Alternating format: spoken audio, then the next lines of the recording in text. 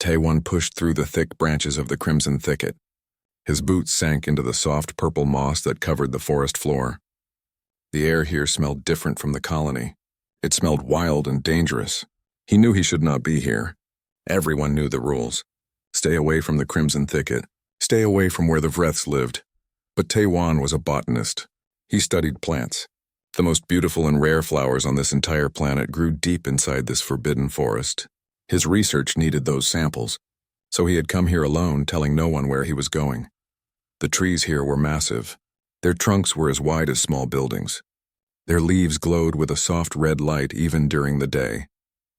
Taewon had been collecting samples for 2 hours. His bags were full of specimens. He was getting ready to leave when he heard the sound. It was a crying sound. High-pitched and desperate, like something in terrible pain. Taewon froze. Every instinct in his body told him to run. Run back to the colony. Run to safety. But his feet would not move. That sound. It was the sound of something dying. He moved toward the sound. His hands were shaking. He pushed aside a curtain of hanging vines and stepped into a small clearing. What he saw made his blood turn cold. A Vreth cub lay on the ground. It was caught in some kind of energy snare. The trap glowed with orange light. The cub's back leg was twisted at a horrible angle. Blood soaked the ground beneath it. The small creature struggled weakly against the trap.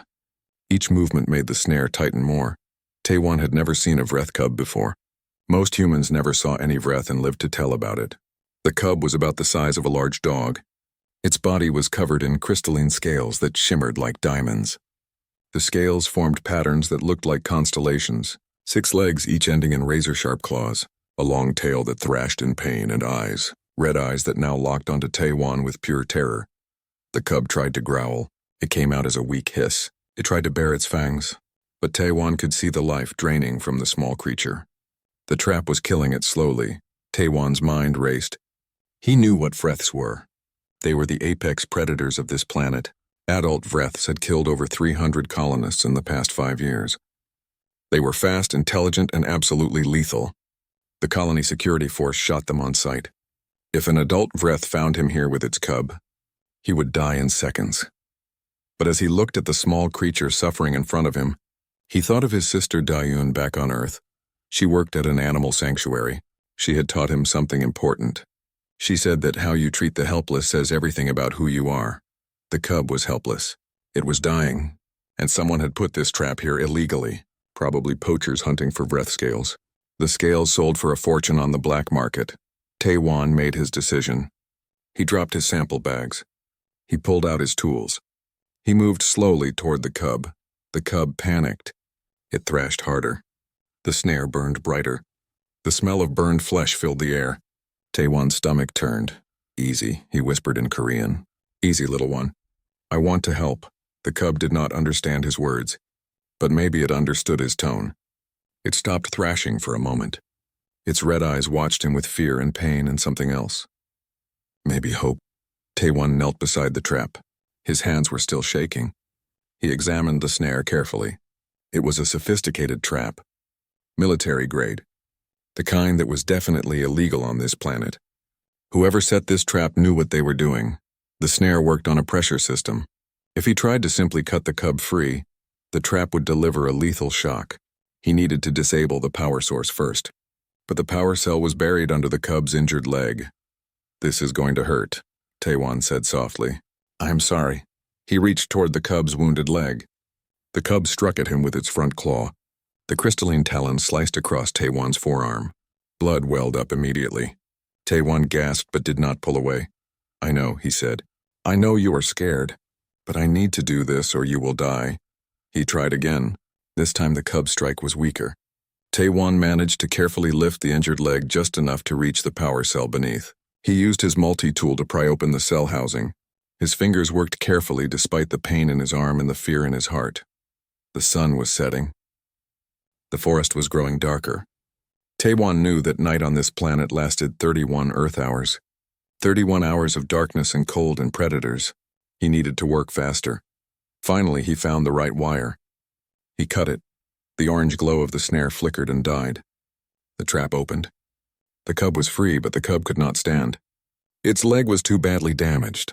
It tried to crawl away from Taewon but only managed to move a few inches before collapsing. The small creature was breathing rapidly.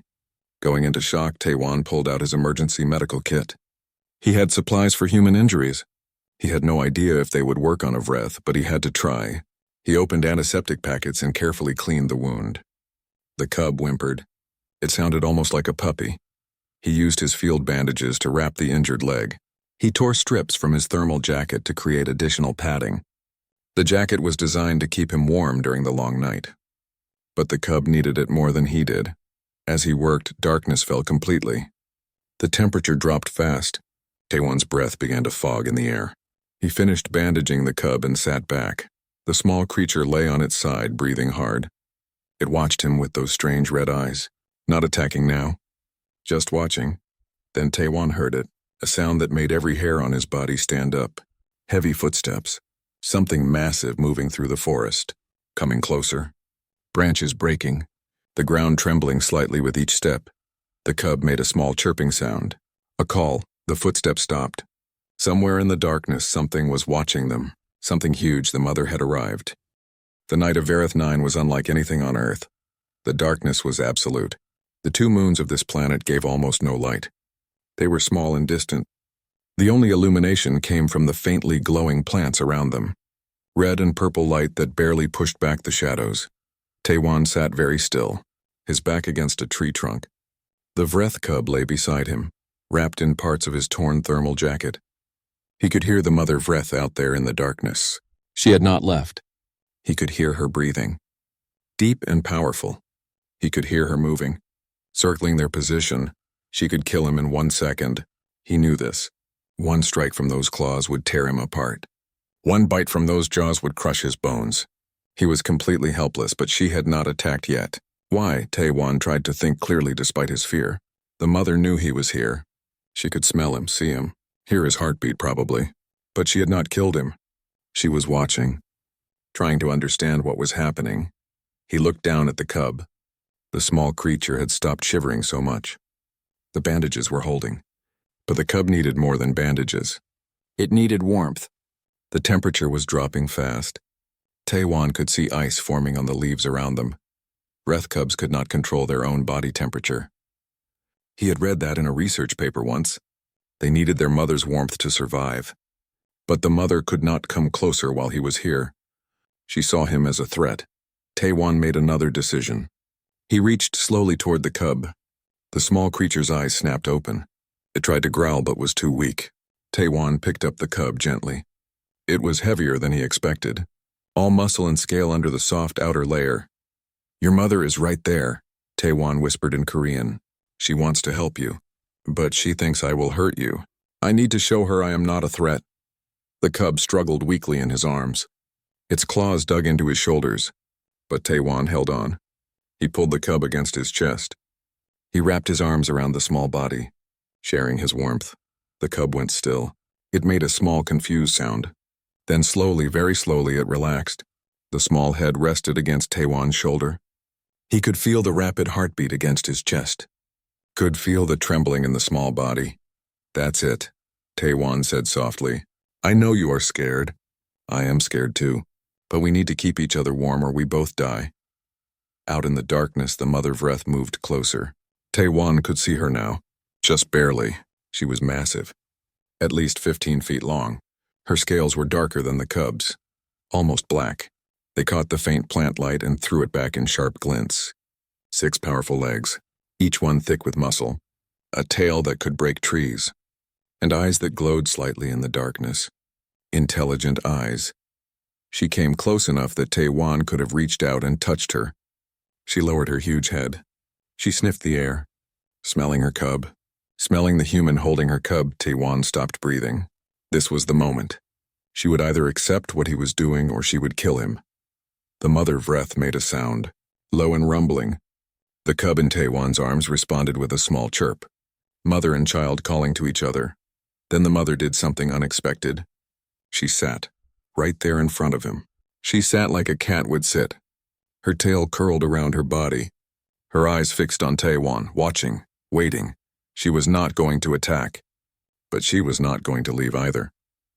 She was going to watch over her cub. And if Taiwan did anything to harm the small creature, she would end him instantly. Okay, Taiwan said quietly. Okay, I understand. You are a good mother. I will not hurt your baby. I promise. The hours crawled by. The temperature kept dropping. Taiwan had given up most of his thermal gear to wrap around the cub. His own body was starting to feel numb. His fingers tingled. His face hurt from the cold. But he kept holding the cub close, kept sharing what warmth he had. He talked to the cub to stay awake. He told stories in Korean, the same stories his grandmother had told him when he was small. Stories about tigers and rabbits, about brave warriors and wise monks, about mountains and rivers and the spirits that lived in them. The cub could not understand the words, but maybe it understood the sound. The rhythm, the gentleness. The mother listened too, her head tilted slightly, like she was trying to understand this strange human and his strange sounds. I have a sister, Taiwan told the cub. His words were starting to slur from the cold. Her name is Da-un. She loves animals. All animals. She always told me that every living thing wants the same things: food, safety, love. She said humans forget this sometimes. We think we are so different from everything else. But we are not. We all feel pain. We all feel fear. We all want our children to be safe. He looked at the mother Vreth. You understand that, don't you? You are a mother protecting her child. I would do the same. The night seemed endless. Taiwan's device for telling time had broken when he fell earlier. He had no way to know how many hours had passed. His body wanted to sleep, but he knew he could not sleep. If he slept in this cold, he would not wake up, so he kept talking, kept moving his fingers and toes to maintain circulation, kept holding the cub close. The small creature had stopped shivering. That was either a very good sign or a very bad sign. Taiwan checked the bandages as best he could in the darkness. They were still secure. The bleeding had stopped. The cub's breathing seemed steadier. You are going to live, Taiwan whispered. You hear me, little star? You are going to live. Your mother is right there. She is waiting for you. Dawn will come. Dawn always comes. And when it does, you will go back to her. You will grow up big and strong. Maybe someday you will remember the human who sat with you in the dark. The mother Vreth made that rumbling sound again, softer this time, almost gentle. Taiwan felt his eyes growing heavy. No. He could not sleep. He bit his own lip hard. The pain brought clarity. He started reciting everything he could remember. Plant names in Latin, mathematical formulas, poems, anything to keep his mind working. The forest around them was silent except for the wind. Even the other predators seemed to sense the mother Vreth's presence and stayed away. Or maybe they sensed something else, something strange happening in this clearing. A human and a predator's cub, not fighting, just surviving together. My mentor Jamin once told me something, Taiwan said. His voice was barely a whisper now. He said that compassion is not weakness. He said that humans became the dominant species not because we were the strongest or the fastest. We became dominant because we learned to care for things that could not benefit us. We helped the sick. We protected the weak. We took in animals that had no use. Other species thought we were foolish, but that foolishness made us human. The cub made a small sound, almost like a purr. Is that what I am doing? Taiwan asked. Being foolish? Maybe, but I could not leave you. I could not walk away and let you die. The mother Vreth's eyes glowed in the darkness, still watching, still waiting, and the night continued, endless and cold. But they endured. The cold was the worst part. Taiwan had been cold before. Growing up in the northern regions of Earth, he knew winter. But this was different. This cold felt alive. It crawled under his skin. It made his joints ache. His teeth chattered so hard he thought they might break. The cub in his arms was shaking again. Its small body trembled against his chest. Taiwan tried to wrap more of his jacket around them both. But there was not much jacket left. He had torn most of it to make bandages and padding for the cub's injured leg. Stay with me, little star, he whispered. He had started calling the cub that. Biol star, because of the constellation patterns on its scales. Just a few more hours. Dawn has to come soon. But he did not know if that was true. He had lost all sense of time. The darkness felt eternal. The mother Vreth had moved even closer. She was only a few feet away now. Taiwan could feel the warmth radiating from her massive body. She was so close. That warmth could save them both. But she still did not fully trust him. She stayed just out of reach. Taewon's mind was starting to play tricks on him. He thought he saw shapes moving in the darkness. Heard voices. His grandmother calling his name. His sister Dayun laughing. He shook his head hard. No. He needed to stay alert. Stay present. The cub made a weak sound. It was fading. Taewon could feel it. The small creature was giving up. No, Taewon said firmly. He shook the cub gently. No, you do not get to die. Not after everything. Not after I gave up my jacket and got clawed and sat here freezing. You are going to live. The cub's eyes opened slightly, looking up at him. Taewon started rubbing the cub's body, creating friction, trying to generate warmth. His hands were so numb he could barely feel what he was doing. But he kept going, kept moving. When I was young, he said, talking to keep them both conscious. I wanted to be like my sister. She was always brave, always standing up for things. She found an injured bird once, a crow. Its wing was broken. Everyone said she should leave it. That crows were just pests, but she took it home. She set its wing, nursed it back to health. 3 months she spent caring for that bird. And you know what happened? The cub made a small sound. Like it was listening. The bird got better, and it flew away. Dayun cried. She thought it was ungrateful, that it did not care about her. But I told her something our grandmother taught me. I said that love does not need gratitude. Real love means helping something even when you get nothing back, even when it flies away and forgets you. Taewon looked at the mother Vreth. Her eyes reflected the faint plant light. Your mother understands that, he said. She is risking everything to stay close to you. She could hunt, could stay safe, but she is here. That is love. His own mother had died when he was young, a transport accident, but he remembered her love, how she always made him feel safe, how she told him stories at night, how she taught him to be kind. My mother used to say that humans are special because we dream, Taewon said. She said other animals live in the present. They react. They survive. But humans dream about better futures. We imagine worlds that do not exist yet, and then we work to make them real. She said that is our gift and our curse, because once you can imagine something better, you cannot unsee it. You have to try to make it happen. The cub's breathing was very shallow now. Taewon pulled it even closer. He opened his shirt. He placed the cub against his bare skin to skin contact. It was a technique for preventing hypothermia in human babies. Maybe it would work for a Vreth cub too. The cub's scales felt like ice against his chest, but slowly, very slowly, his body heat began to transfer. The small creature stirred. Its claws dug weakly into his skin. That is it, Taewon encouraged. Take my warmth. Take whatever you need. The mother Vreth stood up. She moved closer. She was right next to them now. Her massive head came down next to Taewon's face. He could feel her breath, hot and smelling of meat and something else, something wild. She sniffed the cub.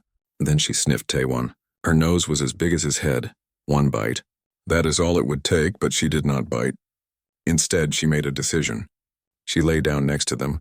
Her huge body curled around Taewon and the cub, creating a wall against the wind, sharing her warmth. Taewon felt tears on his cheeks. He was not sure if they were from cold or emotion or both, but suddenly he was warmer. The mother's body heat surrounded them, protected them. Thank you, he whispered. Thank you for trusting me. The mother made a soft rumbling sound, like a purr but deeper. She rested her head on the ground near them, still watching, still ready to kill him if he threatened her baby, but also helping, also choosing to trust. Time passed differently after that. Wrapped in the mother Vreth's warmth, Taewon felt his mind clearing. The cub stopped shaking. Its breathing became deeper, stronger. Taewon found himself talking to the mother now. You know, he said, humans are afraid of you. We call your kind monsters. We shoot you when we see you. We take over your forests and your hunting grounds. And then we wonder why you attack us. But you are not monsters. You are just mothers protecting your children. Just creatures trying to survive in a world that is becoming too small. The mother's eye was very close to him, a huge eye. Intelligent and ancient and completely alien, but also somehow familiar. My people have done this before, Taewon continued. Back on Earth, we feared wolves. We feared bears and tigers and sharks. We killed them by the thousands. We called it necessary. We called it progress. And now most of them are gone. And we finally realized what we lost. We realize too late that we need predators, that ecosystems collapse without them, that a world without wild things is a world diminished. He stroked the cub gently. I do not want to make that mistake again. I do not want to come to a new planet and repeat the same old pattern. Fear, kill, regret. There has to be another way. The mother Vreth closed her eyes slowly, then opened them, a blink. A gesture. Yes, Taewon said. I see you. I know you understand. You are thinking. You are feeling. You love your baby. That makes us alike. That gives us common ground. The hours continued to pass. But they were not terrible anymore. Wrapped in the warmth of the mother Vreth holding her cub safe against his chest, Taewon felt something strange. Peace. Despite everything, despite the danger and the cold and his certainty that he might not survive this night, he felt at peace. He had made a choice. He had chosen compassion over safety. He had chosen to see a suffering creature instead of a monster. And somehow that choice had led to this moment, a human and an apex predator lying together in the darkness, not as enemies, as something else, something new. Dawn will come, Taewon said softly, and when it does, we will all face whatever happens next. But right now, in this moment, we are okay. We are surviving. Together. The cub made a small chirping sound. The mother answered with her deep rumble. And somewhere in the forest, the first birds began to sing, a sign that the endless night was finally ending. The dawn on Vareth 9 came slowly. The darkness did not simply vanish. Instead, it faded degree by degree. First, the black became dark gray, then lighter gray, then a strange purple glow began to spread across the sky. Taewon watched this happen. His eyes were heavy. His body ached everywhere. But he had survived the night. They all had survived the night. The cub was still breathing against his chest. Stronger now. The mother Vreth still lay curled around them, though she was beginning to stir. As the light grew stronger, Taewon could see the forest clearly for the first time. The trees were incredible. Their bark was crystalline like the cub's scales. Their leaves caught the growing light and scattered it in 1,000 colors. It was beautiful. Deadly and beautiful. The mother Vreth lifted her head. She looked at the sky. Then she looked at Taewon. He met her eyes. They stared at each other for a long moment. He could not read her expression. Did she still see him as a threat? Or had something changed during the night? Taewon slowly opened his arms. He moved carefully, telegraphing every motion. He lifted the cub and placed it gently on the ground between himself and the mother. Here, he said softly. Your baby's safe. I kept my promise. The cub tried to stand. Its injured leg buckled, but it managed to crawl toward its mother, making small happy sounds. The mother reached out with one massive paw. She pulled the cub close. She began licking it, checking every inch of its body, making sure it was truly alive and safe. Taewon leaned back against the tree. His job was done. He had saved the cub. Now he needed to figure out how to get back to the colony, if he could even walk. His legs felt like ice. His fingers would not move properly. He was hypothermic, exhausted, probably injured in ways he had not even noticed yet. But he was alive. The mother finished checking her cub. Then she stood, all 6 legs unfolding, rising to her full terrifying height. She looked at Taewon again. This time he saw something in her eyes. Not hunger, not threat, something else. She lowered her head, slowly, deliberately, until her nose almost touched the ground. It was a gesture, a bow, an acknowledgement. You are welcome, Taewon whispered. His throat was so dry the words barely came out. The mother Vreth picked up her cub carefully in her jaws.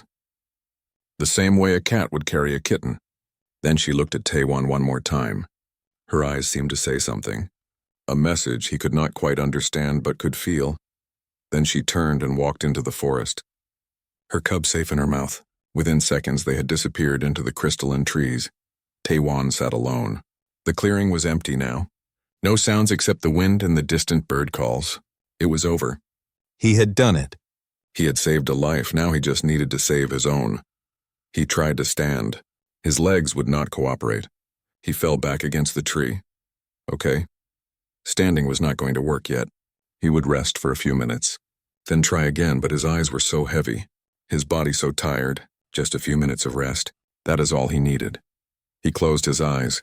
When he opened them again, people were shouting. He could not understand the words at first. His brain felt thick and slow. Then he recognized voices. His colleagues. "The rescue team, he is here. I found him. Get the medic now." "Do not move him. He might have spinal damage. Hands on him." Checking his pulse. Wrapping him in thermal blankets. Taewon tried to speak but could not make his mouth work. "It is okay," someone said. A woman's voice, Hyo Jin, the security chief. "You are safe now. We have got you." "The cub," Taewon managed to croak. "Is it? Did it? Shh, do not talk. Save your strength," but Taewon needed to know. He grabbed Hyo Jin's arm with what little strength he had. "The Vreth cub. I saved it." "Is it okay?" Hyo Jin looked at him strangely. "We saw it. The mother carried it away. They are gone." "Good," Taewon said. Then he passed out. He woke in the medical center. White walls, clean air, warm blankets piled on top of him. Dr. Mi Young stood next to his bed, checking monitors. "Welcome back," she said with a small smile. "You gave us quite a scare." "How long?" Taewon asked. "You have been unconscious for 18 hours. We were worried about brain damage from the hypothermia. But you seem to be okay." "Very lucky. The cub?" "The Vreth cub is fine as far as we know. We spotted it and the mother from a distance." They returned to the deep forest. "But Taewon," Mi Young sat down next to his bed. "What you did was incredibly dangerous. And technically illegal. You violated about 17 different safety protocols." "I know. The council wants to speak with you. There might be charges." "I understand." Mi Young was quiet for a moment. Then she said, "But there is something else you should know." Hyo Jin included something in her report. She said she saw the Mother Vreth bow to you. She said she saw the creature show what looked like gratitude. Her entire team witnessed it. That has never happened before. Never in 5 years of human Vreth contact. Taewon closed his eyes. He remembered that moment. The mother lowering her head. The acknowledgement passing between them. "It means something," Mi Young continued. "People are talking. Researchers are excited. Some people are saying this could change everything about how we understand the Vreths. They are not monsters," Taewon said quietly. "They are intelligent. They have families. They feel love. We just never took the time to see it before." Mi Young patted his hand. "Rest now. We can talk more later." But Taewon could not rest. His mind was full of images. The cub's red eyes. The mother's massive form. The long night they had endured together. Something had happened in that forest. Something important. He just needed to figure out what it meant. Over the next few weeks, Taewon recovered slowly. His frostbite healed. His strength returned. But the council hearings hung over him like a dark cloud. They wanted to punish him for breaking the rules. Even though everyone agreed the cub would have died without his intervention, Hyo Jin testified on his behalf. She described what she saw, the Mother Vreth's behavior, the unprecedented gesture of respect. Other security personnel backed up her story. Young Soo, a researcher who studied alien intelligence, submitted a paper arguing that Taewon's actions provided evidence that Vreths were capable of complex emotions and reasoning, that they should be reclassified as sapient beings rather than simple predators. The debates went on for weeks. Taewon mostly stayed quiet. He was not interested in politics or policy. He just wanted to get back to his work. Finally, they released him without charges, with a warning. "Do not break protocol again," Taewon agreed, though he knew that if faced with the same situation, he would make the same choice. On his first day back to light duties, Taewon was assigned to check the perimeter sensors. Easy work, just walking the colony boundary and making sure everything functioned properly. He walked the edge where the colony met the crimson thicket. The sun was setting. The purple and red glow of evening painted everything in strange colors. That is when he saw them. At the edge of the forest, barely visible in the shadows, stood the Mother Vreth. And beside her, limping but alive, was Bayal. The cub had grown. It was bigger now, stronger, but still had that constellation pattern on its scales. The mother was carrying something in her mouth. She walked to the very edge of the forest, right up to the invisible line that marked colony territory. She placed the object on the ground. Then she stepped back. Taewon walked closer, slowly, his heart pounding. On the ground lay a cluster of flowers, crimson heart flowers, the rarest and most beautiful flowers on the planet. They only grew in the deepest parts of the forest. in places humans could never safely reach. The mother had brought them, left them at the boundary. Taewon looked up at the massive creature. She looked back at him. That same intelligence in her eyes, that same understanding. "Thank you," Taewon said, knowing she could not understand his words but hoping she understood his meaning. The cub chirped. A happy sound. It recognized him. Even after all this time, the mother made her deep rumbling sound. Then she turned and walked back into the forest. The cub followed, still limping slightly but very much alive. Taewon picked up the flowers carefully. They were perfect. Absolutely perfect. He would press them, preserve them, put them in his research lab where he could see them every day. A reminder of what happened when you chose compassion over fear. The story spread through the colony like wildfire. Someone had taken a photo of the flowers. Someone else had captured video of the mother Vreth and her cub at the boundary. Within days, everyone knew what happened. The Vreth had brought a gift. The apex predator had shown gratitude. People reacted in different ways. Some said it was just animal behavior, instinct, nothing special.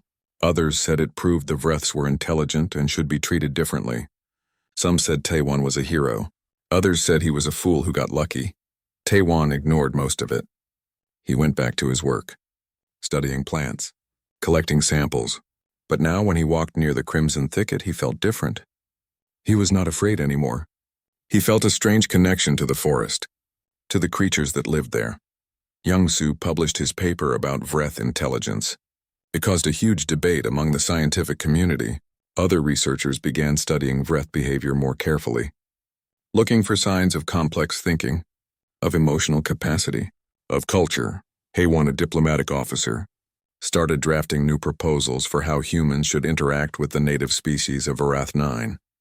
She argued that the old policies of shoot on sight needed to change, that humans needed to learn to coexist with the Vreths rather than trying to eliminate them. Not everyone agreed. Many colonists had lost friends and family to Vreth attacks. They wanted revenge. They wanted the predators gone. The debates became heated, but something was happening. Something subtle but important. The Vreths in the region near Taewon's encounter had stopped attacking humans, completely. Security reported 0 incidents in that sector. It was unprecedented.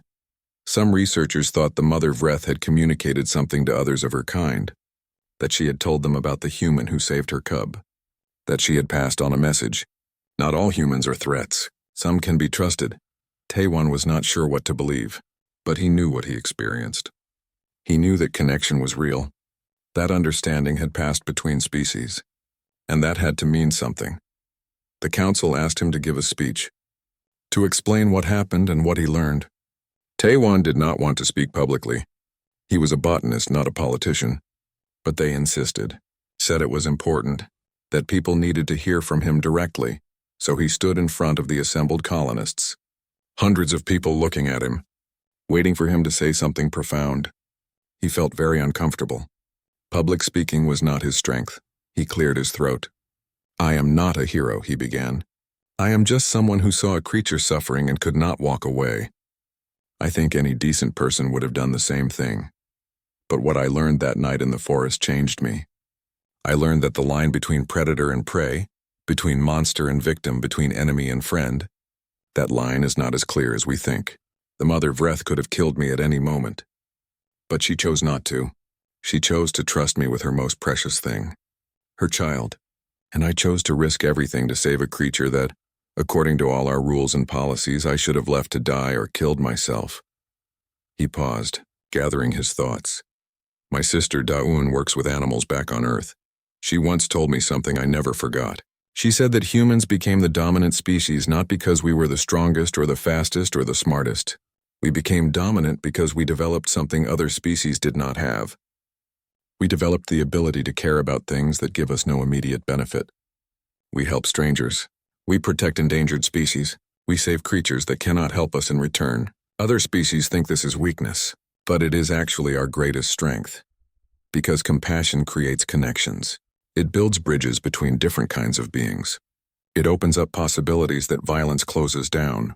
When I sat with that Vreth cub through the long night, I was not thinking about making a political statement.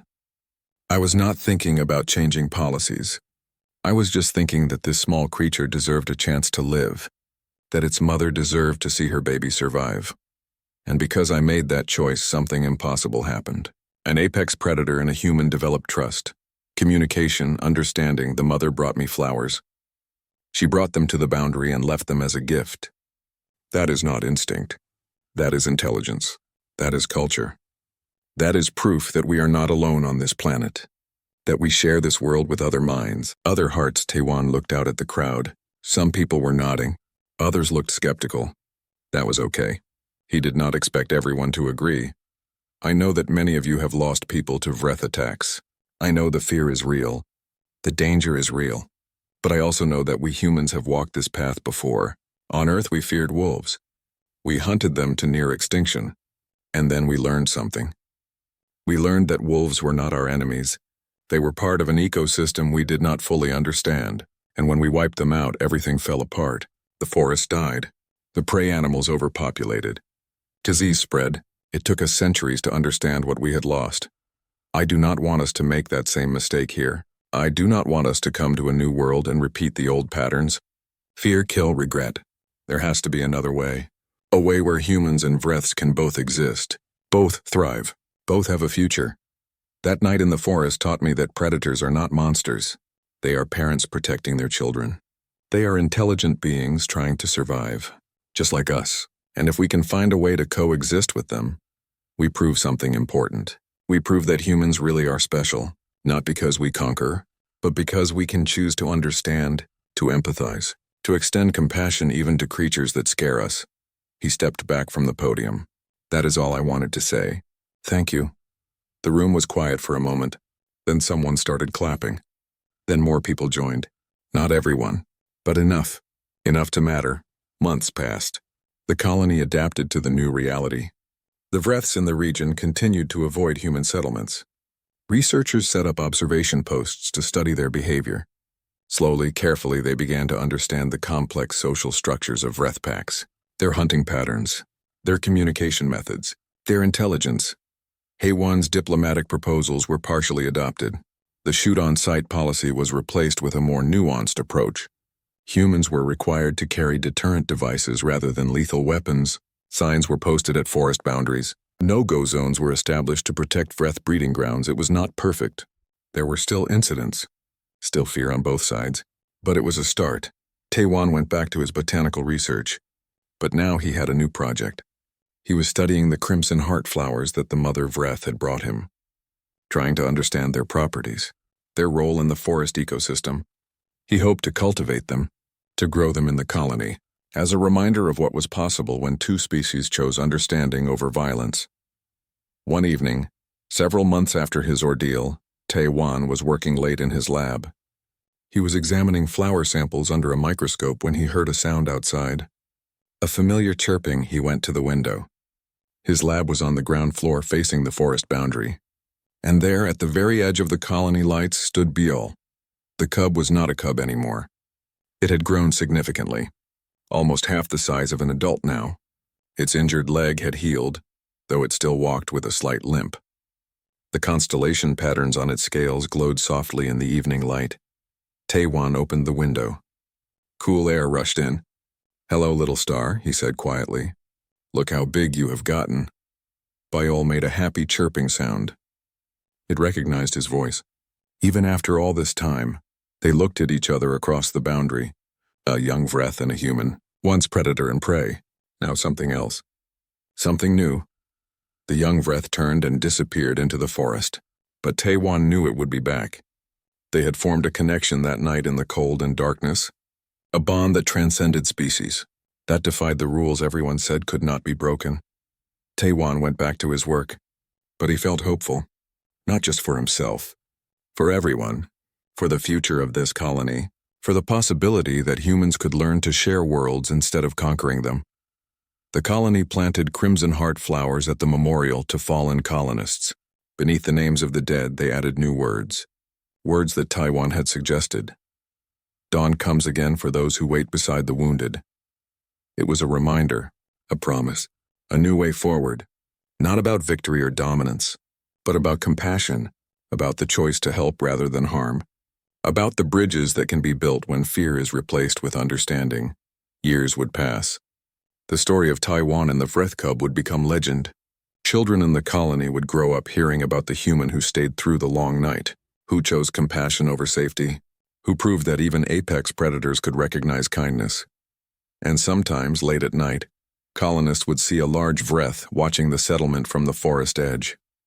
Constellation patterns glowing on its scales, never threatening, just watching, remembering, protecting in its own way. The human had saved the predator, and in doing so had saved something else. Hope, the belief that different species could coexist, could understand each other, could build something better together than either could alone. That was the true gift. Not the flowers, not the recognition, but the proof of any boundary, that even in the darkest night if you stayed beside wounded Daw,